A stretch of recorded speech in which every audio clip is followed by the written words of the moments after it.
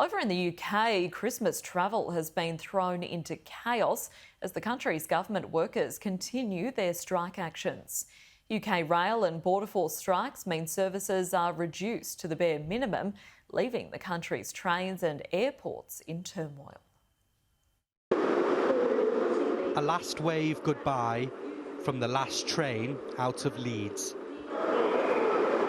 For some, it was a desperate scramble to get home, making it on board just seconds before departure.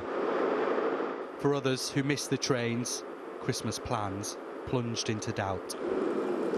For now, I'm actually stuck, so I have to change my plan right now because I have to take a bus instead to go to London. I was planning to go to Manchester, to be honest, and then we have to restrict our travelling times. I was trying to get back to Guiseley, which is where I live.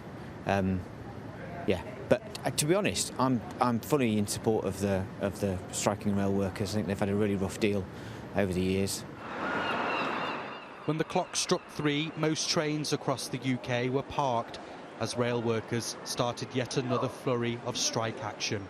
But they weren't the only ones. Highway workers staying away from busy motorways, Royal Mail employees scaling back deliveries at their busiest time of year, and border force staff refusing to work until the year is out.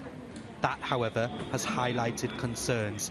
We've been told military personnel who've stepped in to assist at passport control do not have the power to detain people they suspect of criminal activity as passengers enter the UK. In a statement, the Home Office said non-striking border force staff with the full range of appropriate powers are continuing to complete their vital roles, and we have spread our resources flexibly to ensure there is sufficient cover to fulfil our key priorities. There will be enough people there who will know what to do if there is a potential problem. And these guys, okay, they haven't been given a huge amount of training, but again, they're only being used, or it's my understanding that they're only being used to deal with British citizens.